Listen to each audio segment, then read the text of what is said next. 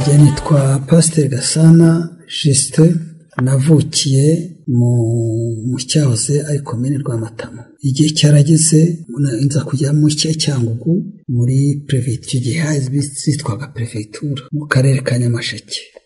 Navutse 1944. Kugeza ubu ngubu nakiriye agakiza ku itariki 24 z'ukwezi kwa 10 muri 1961. Nabaye umuvugabutumwa ku itariki ya 2 z'ukwezi kwa tariki ya 17 z'ukwezi kwa 2062. Nabatijwe ku itariki ya 20 z'ukwezi kwa 4 muri 1962.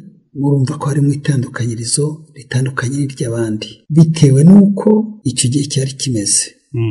Umupasitori witwa Emile Kamoso yarampamagaye arambwira ati umaze imyaka 2 uba mu rugo rwa Pentecote, none turashaka kugira umukozi w'itorero. Kuva icyo gihe rero yaransengeye umubwirizabutumwa, tangira kwigisha abanyeshuri ku mudugudu witwa Muguri, ariko nkomeza inzira y'umubatizo.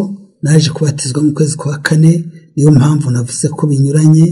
Nabatijwe abo nigishije, nabatiranyijwe rimwe nabo batangara yuko na mwarimu nawe yabatijwe. Ibyo ni bidasanzwe, bitangaza.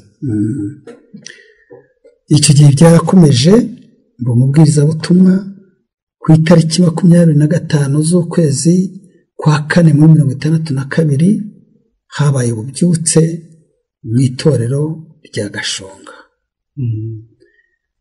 Inkomoko bwari bukomotse igihundwe ku cyicaro cyaho itorero ryavukiye muri 65. ubwo muri 66 na 7 nagiye mu ishuri rya Bibiliya i Gisenyi. Ngezeyo nibwo nagiraga umuhamagaro wo gukora i Butare. Aho ngarukiye nibwo nabimenyesheje abayobozi b'itorero, babwira ko mfite umuhamagaro wo gukora umurimo w'Imana.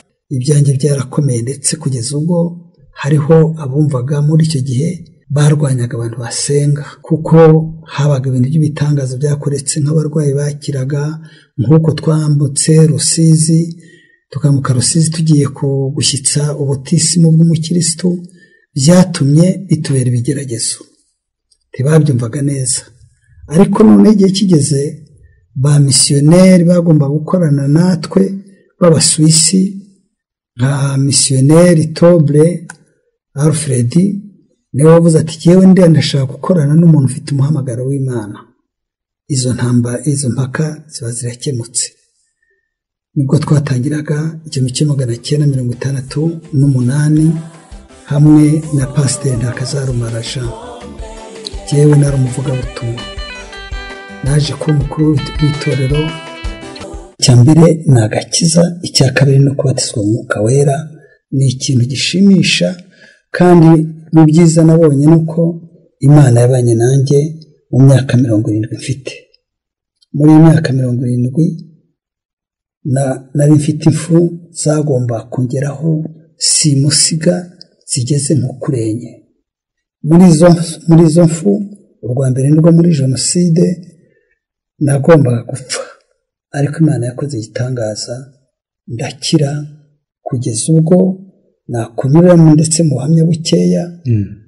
Ubwo nari nihisha ahantu, ijwi ry'Imana ryaransanze rirambwira ngo ufite ubwoba kandi uri perezida. Mu gihe nabiganiragaho na madame wanjye mubwira nti Imana yansekeje irambwe ngo ufite ubwoba ndi perezida, nawe byaramutangaje. Avuga ati n'ukuntu baguhiga none uravuga ngo ngwizama perezida. Niko yanambwiye koko. Noneho ndamusubiza nti umuntu w'Imana arakomeye, kuko perezida nk'uko umuntu perezida akomeye mu gihugu agira abamurinda, n'umuntu w'Imana niko arinzwe. Nuko nisobanuriye, ariko igihe cyarageze usanga iby'Imana yambwiye atari uko nabyisobanuriraga, kuko naje kugeza ubwo ngera muri Kongo, hari i Bukavu, umuhanuzi aransanga arambwira ati Imana yakubwiye amagambo ariko ntiwayasobanukirwa. Ubuhamya iby'Imana yakuvuzeho ntuzasubire mu itorero rya Gashonga wayoboraga. Icyo gihe nayoboraga mu karere ka Rusizi.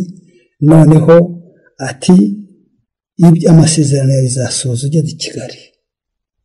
Imana ibyo yakubwiriye ko uzaba perezida, ibyo Imana izabisohoza ari uko ugeze i Kigali mu Rwanda.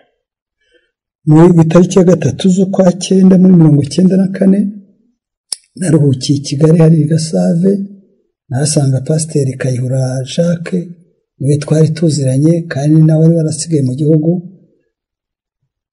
kugeza igihe habayeho amavugurura muri 1995, 1996 nibwo nabaye visi perezida, iby'Imana yavuze irabisohoza. Icyo gihe perezida yabaye Pasiteri Sibomana, jyewe ndamwungiriza ba visi perezida mu gateganyo.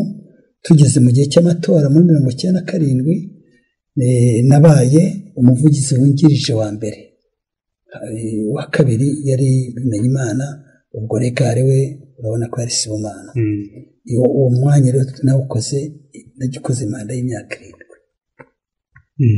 Icyo rero ni kimwe mu by'Imana ivuga irabisohoza, n'ibindi byinshi ndetse ndashoboye kuvuga hano yagiye inkorera. Ubupfu ejo bundi muri 2010 nibwo nasitaye muri dushe nkomereka ino kubera ko ndwara umurwayi wa diyabete, kugeza ubwo natangiriye Kibagabaga muri hopitali yaho, kugeza ubwo ngeze muri CHK bansha akaguru ku itariki 17 z'ukwezi kwa 2 2011, kugeza ndetse no muri Faisal naho niho naruhukiye ko namaze y'ukwezi n'iminsi 3. Urwo rupfu nagomba gupfa byari byaratangaje abantu, biterwa nuko muri 1995 muri 1965 ijwi ry'Imana ryansanze rirambwira ngo uzarama kugeza igihe nta musatsi w'umukara uzaba ku mutwe wawe.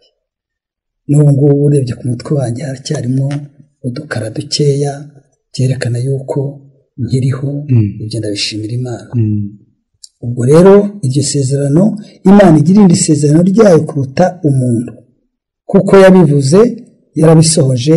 Ijambo ryanditse mu Baheburayo ibice 6 ku murongo wa 10 rivuga ngo Imana ntikiranirwa kandi ntiyibagirwa, ngo yibagirwe imirimo ayikoreye. Iryo jambo rero ni ijambo ryamfashije, ni menshi cyane, ariko cyane cyane niryo jambo ry'intego rigaragara yuko Imana nakoreye ntiyibagirwa, mbese ntijya yibagirwa. Iryo jambo riragira riti kuko Imana idakiranirwa ngo yibagirwe imirimo yanyu n'urukundo mwerekanye ko mukunze izina ryayo, kuko mwakoreraga abera nanone mukaba mukibakorera. Amen.